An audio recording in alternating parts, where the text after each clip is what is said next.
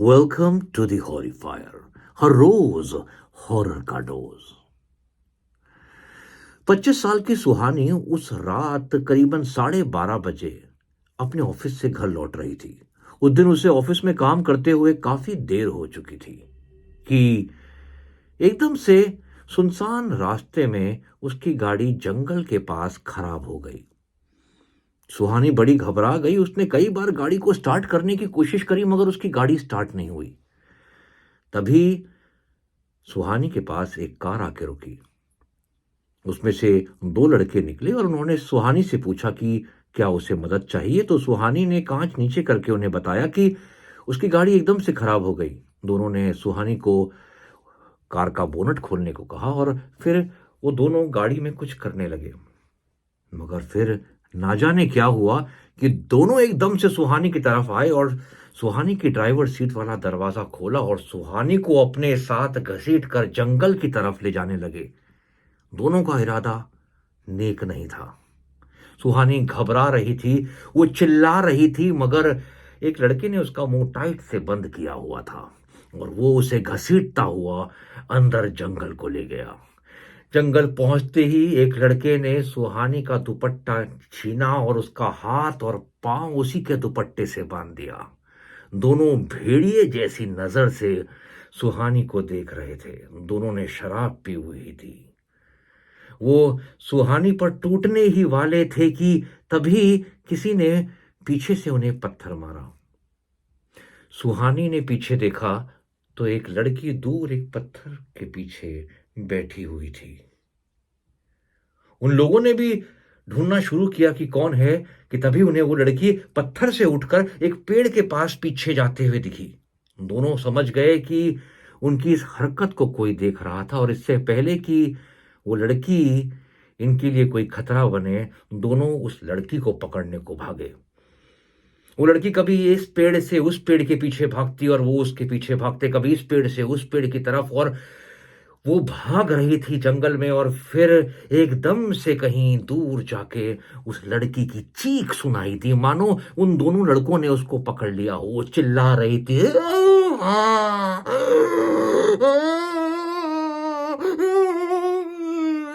और फिर कुछ देर के बाद उस लड़की का चिल्लाना बंद हो गया।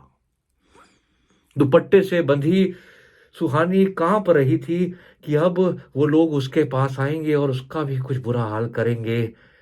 मगर वो लोग काफी देर तक आए नहीं। हाईवे पेट्रोल पुलिस को कुछ देर बाद सुहानी की गाड़ी दिखी। बगल में एक और गाड़ी खड़ी थी उन दो लड़कों की, और सुहानी की गाड़ी के दरवाजे खुले थे। पुलिस वाले समझ गए कि कुछ गड़बड़ है। वो जंगल की तरफ बढ़े और फिर थोड़ी दूर जाकर उन्हें सुहानी अपने ही दुपट्टे से बंधी हुई मिली। वो दोनों सुहानी को लेकर वो इंस्पेक्टर और कांस्टेबल अपनी गाड़ी में लाए। उन्होंने सुहानी से पूछा कि क्या हुआ। सुहानी ने वो सारी बातें बताई जो उस रात उसके साथ घटी थी। फिर कुछ ही देर में कुछ और पुलिस वाले भी आए और उन दो लड़कों की तलाश जारी हुई। सुहानी को उसके घर भेज दिया गया सही सलामत, और उसे अगले दिन दोबारा पुलिस स्टेशन में आकर यह रिपोर्ट दर्ज कराने को कहा गया। सुहानी घर पहुंची। वो बहुत घबराई हुई थी। उसने ये बात अपने घर वालों को बताई और उन्होंने भगवान का शुक्र अदा किया कि सुहानी वापस सही सलामत घर पहुंच गई। मगर सुहानी के अंदर कहीं ना कहीं वो लड़की की चीख गूंज रही थी जो शायद उन दो आदमियों का शिकार बन गई थी उसे बचाने के लिए। अगले दिन सुहानी पुलिस स्टेशन पहुंची और उसने पुलिस इंस्पेक्टर को वो बात दोबारा से बताई। पुलिस इंस्पेक्टर इस बार ज्यादा कुछ जानना चाहता था। पुलिस इंस्पेक्टर ने पूछा कि वो लड़की आपने जो देखी थी पत्थर के पीछे छुपी हुई और वो फिर पेड़ों के पीछे छुप रही थी, जिसके पीछे वो दो लोग भागे थे, वो कितने साल की लग रही थी? कितने दूर से देखा था आपने? क्या कपड़े पहने थे उसने? सुहानी ने याद करते हुए कहा कि उस लड़की की उम्र 22, 23, 24 साल से ऊपर की नहीं थी और वो लड़की की हाइट थोड़ी कम थी। आ, बाल लंबे थे और उसने लाल रंग के कपड़े पहने हुए थे।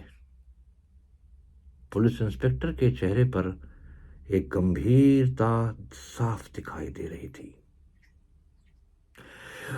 पुलिस इंस्पेक्टर ने सुहानी को बताया कि वो जो दो लड़के सुहानी के पीछे भागे थे, जो सुहानी को लेकर जंगल में गलत इरादे से गए थे, उन दोनों की लाश पुलिस को सुबह पेड़ों पे लटकी मिली।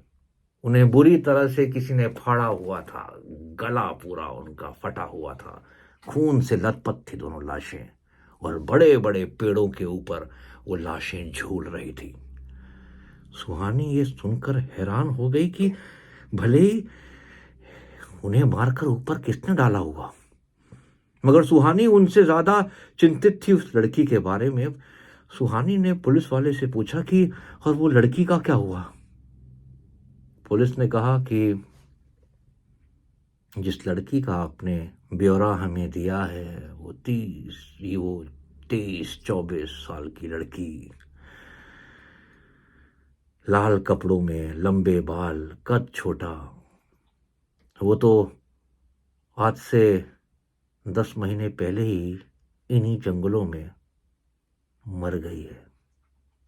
पुलिस ने बताया कि दीप्ति नाम की एक लड़की थी जिसे दो लड़के रास्ते से अगवा करके उस जंगल ले गए थे और उन्होंने उसके साथ दुर्व्यवहार कर उसे मौत के घाट उतार कर जंगलों में मरा छोड़ दिया था।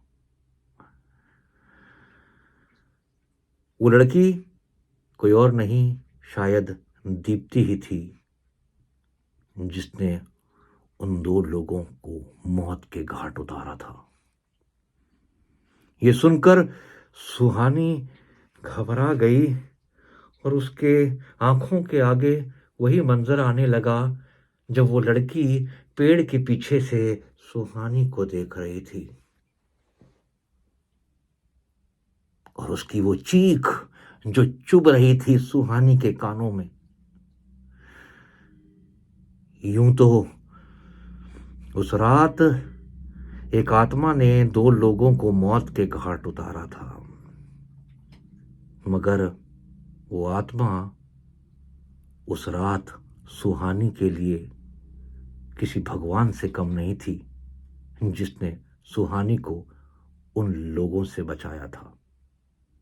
सुहानी आज भी जब वो रात याद करती है, उसे वो चीख सुनाई देती है, वो दर्द सुनाई देता है जिससे दीप्ति गुजरी थी।